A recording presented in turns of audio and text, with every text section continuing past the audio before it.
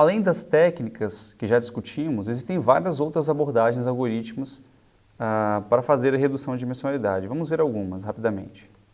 Algumas técnicas são focadas em tipos específicos de problemas. Por exemplo, permanecendo com abordagens não supervisionadas, existem técnicas como a SVD, que é Single Value Decomposition, e análise de componentes independentes, chamado ICA. Nas técnicas de faturação de matrizes, você pode usar faturação de matrizes não negativa, outra técnica aí. Finalmente, a alocação de Dirichlet latente, ou LDA, é um dos métodos mais populares de redução de dimensionalidade latente.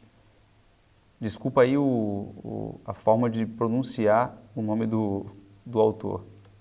No SVD, as matrizes podem ser vistas como transformações lineares no espaço. O PCA, que discutimos anteriormente, depende da decomposição própria, que só pode ser feita para matrizes quadradas. E você nem sempre tem matrizes quadradas. No TF e IDF, por exemplo, a alta frequência de termos pode não ser realmente frutífera. E, em alguns casos, palavras raras, nesse caso estou falando de reconhecimento de texto, né? As palavras raras contribuem mais. Em geral, a importância das palavras aumenta se o número de ocorrências dessas palavras dentro de um mesmo documento também aumenta. Por outro lado, a importância será diminuída para palavras que ocorrem com frequência no corpo do texto. Os desafios que a matriz resultante, quando ela é muito esparsa e não é quadrada, né? Para decompor esse tipo de matriz, que não podem ser decompostas com autodecomposição, né? Podemos usar técnicas como decomposição de valores singulares, né? O SVD. O SVD decompõe nosso conjunto de dados original em seus constituintes, resultantes de uma redução de dimensionalidade, e é usado para remover características redundantes do conjunto de dados. A análise de componentes independentes, ou ICA, é outro algoritmo e é baseado na teoria da informação. É também uma das técnicas de redução de dimensionalidade mais utilizadas. A diferença significativa entre o PCA e o ICA é que o PCA procura fatores não correlacionados, enquanto o ICA procura fatores independentes, que são estatisticamente diferentes, né? Se dois fatores não são correlacionados, significa que não há relação linear entre eles. Já se eles são independentes, significa que não são dependentes de outras variáveis. Por exemplo, a idade de uma pessoa é independente do que ela come, ou quanta televisão ela assiste, por exemplo. Embora talvez você tenha notado padrões nas escolhas alimentares e assistindo a TV entre as diferentes faixas etárias.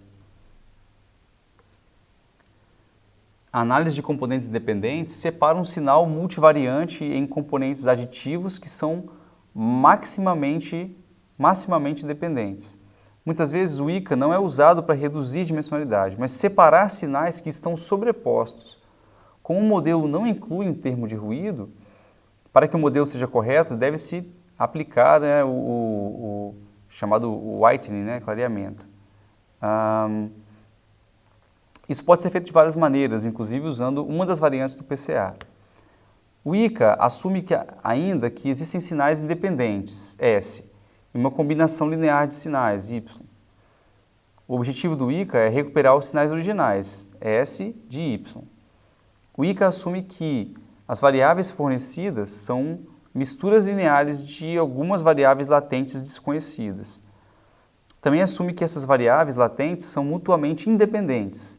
Em outras palavras, eles não são dependentes de outras variáveis e, portanto, são chamados de componentes independentes dos sinais observados. Vamos comparar visualmente o PCA e o ICA para entender melhor como eles são diferentes. Ambas são transformações estatísticas, ou seja, a PCA utiliza informações extraídas das estatísticas de segunda ordem, enquanto o ICA vai até as estatísticas de ordem mais superiores. Ambos são usados em vários campos, como a separação cega de fontes, né? Extração de características e também em neurociência. ICA é um algoritmo que encontra direções no espaço de características correspondentes a projeções que são altamente não gaussianas. Direções que correspondem à mesma variância. O PCA, por outro lado, encontra direções ortogonais no espaço de recursos de características brutas, que correspondem às direções que representam a variância máxima. Vejamos uma simulação de duas fontes independentes usando um processo altamente não gaussiano à esquerda. Em seguida, vamos aplicar um esquema de mistura para criar observações nesse espaço bruto de observação. As direções identificadas pelos PCA são representadas pelo vetor laranja.